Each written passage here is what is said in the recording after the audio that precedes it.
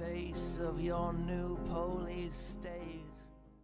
Welcome to the Charles Carroll Society Show. I am your host, the self-appointed bard of the American Redoubt. Recently, a so-called anti-fascist group, which are actually fascists, named Smash Racism DC, staged a threatening protest outside the home of Fox News host Tucker Carlson. They showed up unannounced at night when his wife, Susan, was home alone. They beat on the front door, cracking it, spray-painted Democratic and socialist messages on their driveway, terrified his wife, who ended up hiding in the pantry in the kitchen and calling 911. When the cops showed up, the police told the AntiFa not to do that again and let everyone go. They arrested no one.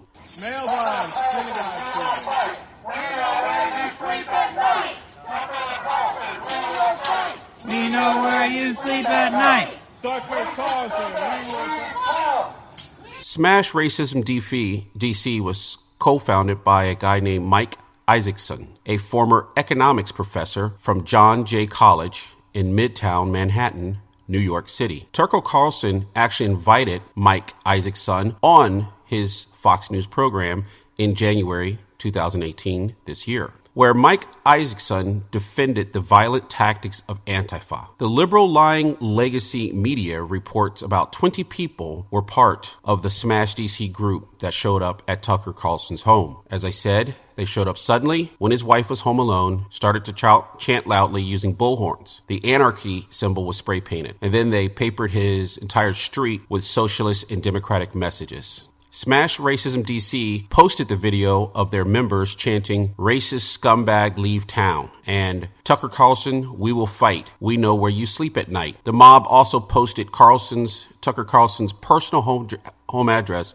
on their Twitter account, inviting more violent thugs to threaten his home. This is not the first time that Mike Isaacson and his group Smash Racism DC have attacked conservatives in their personal life. The Smash DC AntiFa group is credited with attacking Texas Senator Ted Cruz when he was out at dinner with his family. After screeching at Senator Ted Cruz and running him out of a restaurant, they sent a threatening message to Cruz after the incident on Twitter. It read, in part, "This is a message to Ted Cruz, Brett Kavanaugh, Donald Trump, and the rest of the racist, sexist, transphobic, and homophobic right-wing scum. You are not safe. We will find you. We will expose you. We will take from you the peace you have taken for so many." I assume they are talking to all of us who are conservatives.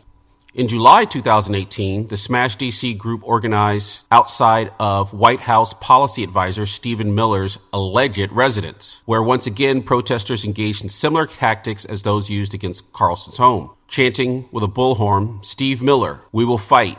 We know where you sleep at night," the mob wrote on their Facebook and chanted.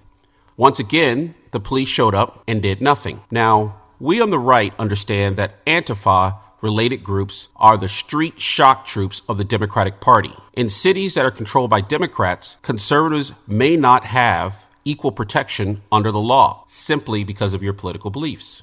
The actions of Smash DC is a teachable moment for the larger Republican conservative movement. It is my opinion that Republicans like Tucker Carlson have now experienced what patriots and partisans, liberty-loving folks have experienced for years, being savagely attacked because we're conservative. Right here on this YouTube channel, people sent me a message and said that they wanted to lynch me because I spoke out in defense of racial minorities all over the world. But I don't sit around like a Democrat whining about what has happened.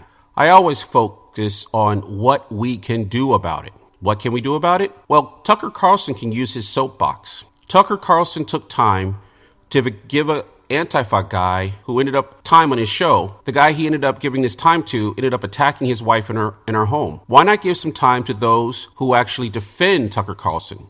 It is my opinion that I offer myself as someone who is the main voice of the American Redoubt. Does Tucker Carlson even know about the American Redoubt and what we advise? I'm one of the leading voices of the movement. We have long predicted a new level of political instability and violence in the United States and what to do to prepare for it. I believe that would make an interesting segment.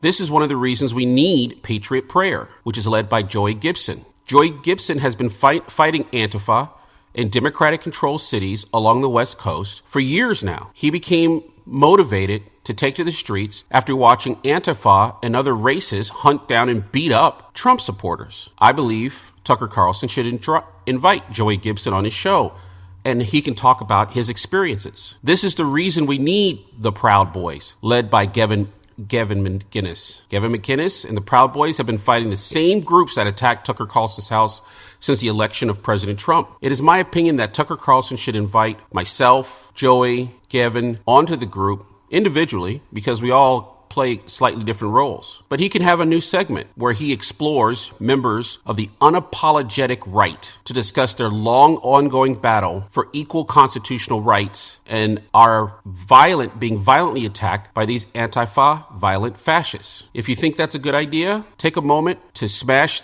the like button, subscribe, and send this video to Tucker Carlson. I really do believe that if more Republicans understand that the Democrats have foot soldiers and have organized themselves, and the police won't do anything to protect you, which they don't in often cases, but that's okay. The right wing also has unapologetic right, and people like Tiny and other guys, we're not going to take this kind of behavior. Thank you very much for your time. Viva Cristo Rey, Viva Cristo Rey, Viva Cristo Rey, y the Virgin of Guadalupe.